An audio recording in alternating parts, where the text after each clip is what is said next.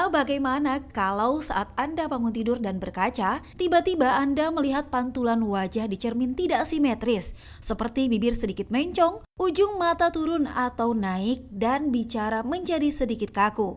Sudah pasti Anda akan kaget luar biasa kan? Nah, apakah ini pertanda Anda terserang stroke? Jangan terlalu cepat menduga ya pemirsa, karena bisa saja ini adalah gejala Bell's palsy. Pemirsa, stroke menjadi momok menakutkan bagi siapapun.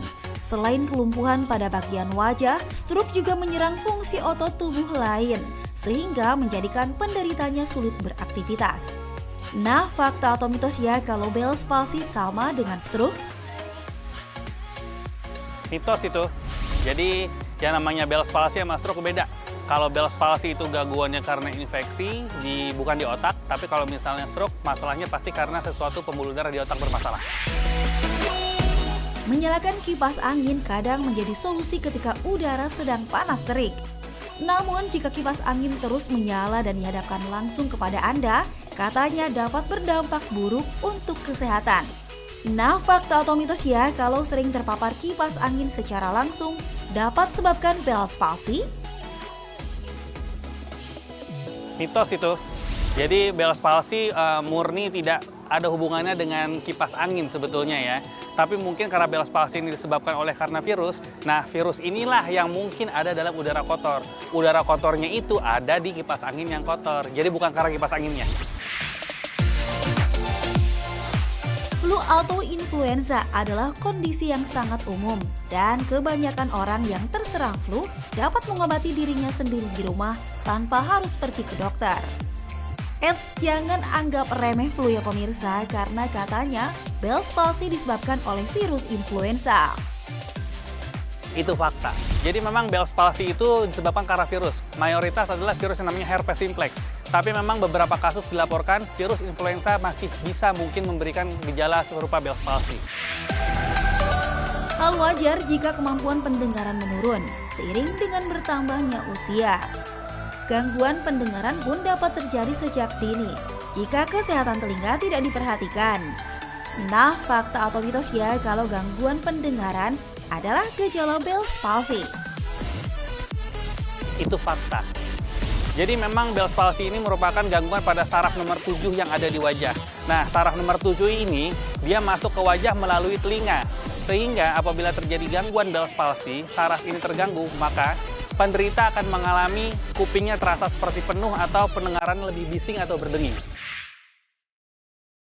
Bell's palsy merupakan kelumpuhan saraf wajah akibat peradangan dan pembengkakan saraf yang mengontrol otot pada salah satu sisi wajah. Nah, fakta atau mitos ya kalau Bell's palsy juga bisa menyerang anak-anak dan dewasa. Itu fakta. Karena Bell's palsy tidak memiliki kecenderungan untuk mengenai laki-laki atau perempuan, tua atau muda, anak-anak atau bukan ya. Jadi memang setiap orang bisa mengalami Bell's palsy. Karena kembali lagi, penyebabnya adalah virus yang bisa mengenai siapa saja.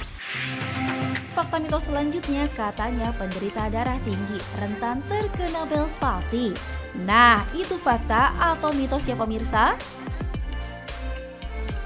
Itu mitos. Jadi Bell's palsy ini disebabkan karena infeksi virus, jadi tidak berhubungan dengan hipertensi. Kalau memang karena hipertensi, kemungkinan adalah yang menyerupai Bell's palsy tapi adalah stroke.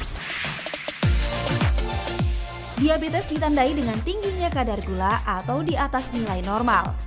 Jika diabetes tidak dikontrol dengan baik, dapat menimbulkan berbagai gangguan organ tubuh dan menimbulkan komplikasi yang membahayakan nyawa penderita. Nah, fakta atau mitos ya kalau katanya penderita diabetes rentan terkena Bell's palsy? Itu mitos juga. Karena Bell's palsy tidak berhubungan dengan penyakit metabolik lainnya. Orang yang memiliki Bell's palsy adalah karena gangguan penekanan pada saraf nomor 7 di telinga yang menuju wajah.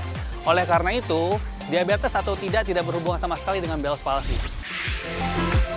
Bell's palsy dapat datang secara tiba-tiba dan bagi kebanyakan orang bersifat sementara. Meski begitu, beberapa orang juga bisa menderita Bell's palsy seumur hidup. Nah, fakta atau mitos ya kalau pengobatan Bell's palsy dilakukan sangat lama? Itu mitos. Jadi Bell's palsy apabila ditangani dengan cepat dan tepat, maka pengobatannya akan jauh lebih singkat dan kemungkinan sembuh 100%-nya cukup besar. Karena dari data didapatkan adalah 80% seorang yang mengalami Bell's palsy akan mengalami kesembuhan yang sempurna.